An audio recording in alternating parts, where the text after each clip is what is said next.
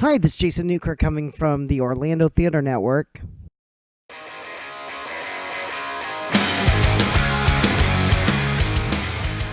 Hello, everyone. Hello, Orlando Theater Network, and welcome to OTN Talks. Today, we're exploring the great big melting pot of America with Dora and Diego explore middle-class America, a choose-your-own adventure. And look who I have here, someone you all know.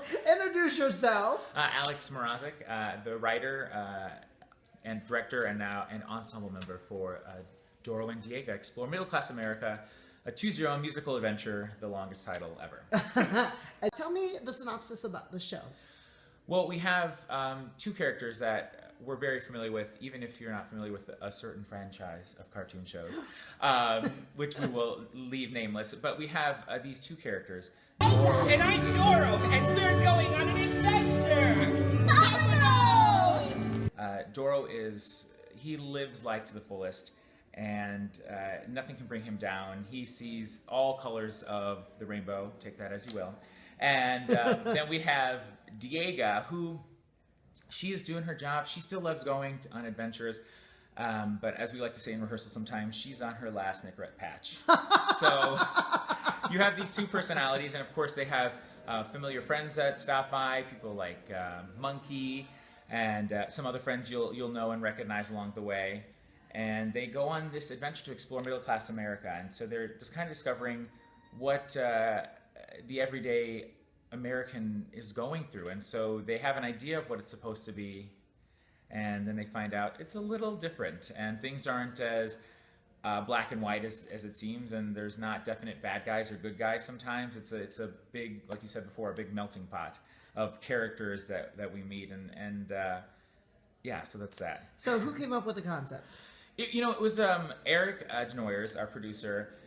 We had a meeting because we wanted to do something for Fringe this year, and we were like, come with some ideas. And he threw out, what if we did a spoof of something well known, a children's show, that they go on an adventure, but it's kind of like this rickety old thing that happens, and it's not how anybody expects it to be. And then we kind of built it from there. We were like, well, what if we made it a musical? And they're like, no. Forget that. What if we could let the audience choose where they want to go? We try to hit all those elements that we feel, especially for Fringe. Orlando Fringe hits, we love musicals at the Orlando Fringe. We love audience interaction, and we love that bawdy, funny humor that pokes fun of a city that's based mostly for theme parks. So we took all those things in mind when we were creating the show. So how do you go about directing a choose your own adventure? And how tough is that? Lots of coffee. Lots of yes and. It's, well, and writing it too, to take a step back, writing it and then going to directing it, you look at it and you have to be, not only are you telling the story of the certain city that these people are, that our characters are meeting, but you're also telling an arc of a story for Doro and Diega. So as I was writing it, I'd be like, okay, we're going to this city. Perfect. So we have these wonderful little moments between Doro and Diega. Okay, now I have to replicate them, but in a whole new environment that seems natural and it doesn't feel shoehorned in. So that was something I looked at when I was writing it. And then, of course, as directing it, you still want to make sure, yes, they're connecting with these new people that they're meeting, but they're still developing their relationship on this journey as well, based on these characters that they're meeting along the way. Very nice. So how did you guys decide who was going to write the music? How did that come about? I worked with Justin, and he helped me put some medleys together for a cabaret I did. And so I was very aware that he wrote music. He was very musically inclined, smart music director, really good guy.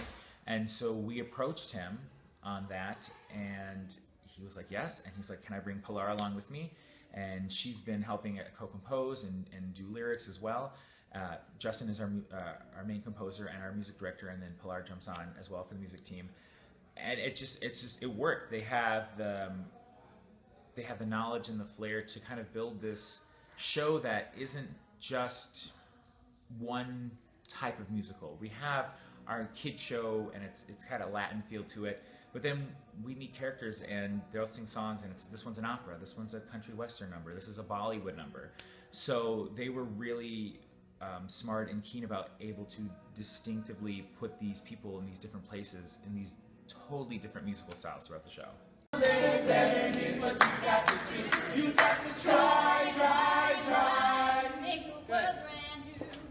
Can we do this whole song, please? Yes, we can. The last note, real quick. So tell me some of the people we might meet along the way in this wonderful adventure of Middle it's America. so hard because Get excited. It's exciting and it's hard. So since it is choose your own, you might need to see the show a couple of times because Yes. there might be a couple of different characters that you There meet. is. We have a lot of options. There's, I can say that there are 6 possible cities you can visit. And in each night, you only get to visit 3. Not only that, but within certain cities, different stuff can happen based on the audience's vote as well. And the same thing for the outcome of the show as well. A little bit changes depending on the audience's participation and what they vote on. We'll meet some wonderful people. One of my favorites who I get to play in the show is Carla.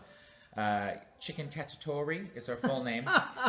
And she's one of our Jersey housewives, and she talks a lot about what the social media is nowadays and what makes people famous. And it's not the big old silver screen anymore. It's that little one in your pocket. And it's her troubles and how she's trying to deal with that and become somebody of note in this world nowadays. You run into our lovely family in Texas who's put more importance on their material things than they have put on their own safety. And so we see how, in America, we buy all these things and it's bigger and bigger. We get the bigger thing, the better thing, the shinier, but to our own detriment. And it sounds, right now, it sounds really, not droll, but it's a little like, oh, that's a little heavy. But that's why with the music, and the idea is that we don't ever want anybody to leave here being like, oh, that was so sad. But it's kind of like, oh yeah, we do that. Maybe we should just rethink how we go through everyday life or how we treat everybody else. We like to say it's like a Avenue Q-ish kind of thing where we talk about some heavy or dirty stuff that you wouldn't necessarily sing about in a song. But because it's set to music, it's just totally fine. People will accept it. Absolutely. In Canada, where the doctor was singing now. Oh, say, can you see we preach racial equality in Canada? Just don't be Aborigine. So what about Puppet Pals? Do we get to meet Puppet Pals? We do. There are a few puppets throughout the show. You will meet one, Mr. Swapper himself, who likes to throw a wrench into Doro and Diega's plans. So he pops up. Yeah, he pops up throughout the show to make sure that the audience is still with us, that they're that they're still cooperating, and he, the big thing is swap or no swapping. So they're aware that he's on his way. So whenever you hear Swapper coming, something big's gonna happen. Wow. So what are you, Fringe 25, what are you most excited about this year? Opening this show. I think what I'm really excited about, apart from putting on this amazing show, is all the other shows that I know are coming up. Things like Simpleton and what is it called? Foreplay. The other, we're taking historical things and I think Fringe is going in a different direction this year. It seems that I was just having this cover. It really seems that it is going that way. We're going, and not to say that there wasn't ever any substance to Orlando Fringe before, but I think people are like, the ideas that came up this year that I've heard the shows of, everything just sounds so clever and so witty and sharp and edgy. And again, not take away from anything else in previous years, but I think everyone's stepping up their games. It's what, year 25. People are like, all right, so we've done 25 years of this. Let's push it. Let's see what else we can do. And it's just amazing to see friends who are in the shows, friends who are creating the shows, and just having more and more people come in. I think it's a great year for Fringe because, like I said, we're pushing it open, and sky's the limit. Do you have any shout-outs? Any shows? Anything you're really excited to see? Oh, I do. Any friends? Friends. I do. I'm definitely gonna go see my friends over at Simpleton. I'm very excited about that. If I get this title correct, I always mess up a word there. 5 lesbians eating a quiche. Yes. I'm really excited about that because it's got some great actresses in there. Trying to going through the Rolodex of like, 9 with Sarah Lee Dobbs, Alia Lawrence. That looks like it's going to be an exciting drama, and I love drama. So, and those two girls are just ladies, those wonderful, wonderful ladies. It's just so much. There's just so much going on this year. So, what's next for this show? Do you guys plan on maybe after Fringe doing anything else with it? I think so. We always talked about what is the next step for the show, because what's great about it is because it is kind of compartmentalized in some points, you can take things out and put something back and put something else new in. Yes, things are kind of, we have some very topical, very to-date jokes, things like that, but the messages are still the same. So that's easily to change if we need to. If we do it 6 months down the road and we're like, you know what? This joke doesn't work as much anymore, but we can put this in, and that reference still works. Mm-hmm. Where it'll happen, I don't know, but I know that there's been a lot of work put into it on all ends. The concept, the script, the music. This music is gorgeous. Every song you hear will get stuck in your head, and we've been singing the opening theme song for months. I'll sing it in the shower. I'll just go Doro and Diega out of nowhere. So we hope, whatever it could possibly pick up, we'd like that. It just depends. So how do you get tickets for those people who don't know? Oh God, do I even know? Go to the Orlando Fringe website. Yes, and you need a button. And you do need a button, so don't forget to buy that button or they won't let you in, I promise. And look for the longest title you could possibly find on the program.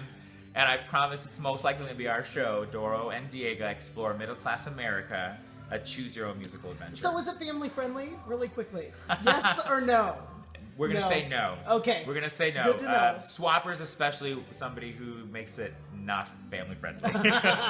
And last, what can people expect when they come to see the show?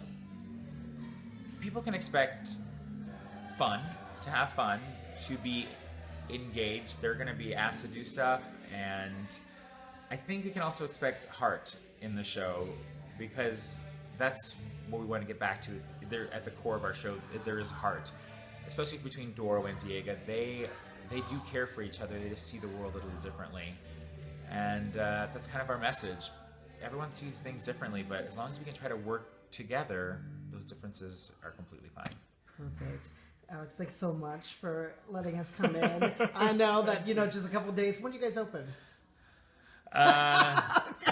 Friday. You're opening on Friday. Okay, so you have a few more days. Yeah. But thank you so much for letting us come in and invade your rehearsal tonight. Thank you so much that's for it. coming. We're very excited to see it.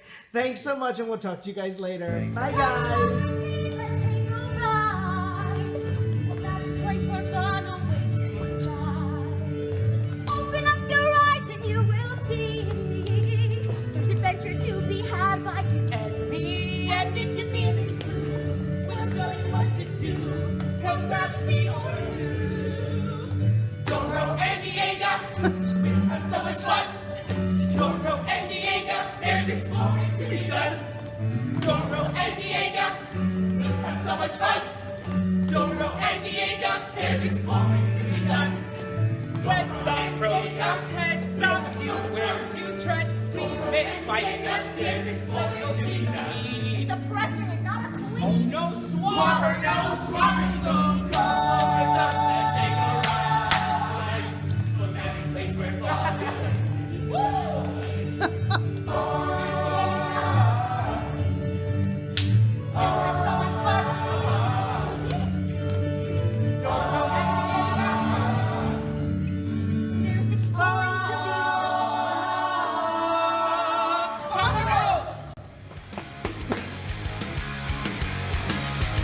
Don't wanna be an American idiot. Don't want a nation under the new media. Hey, can you hear the sound of hysteria? This subliminal mindfuck America.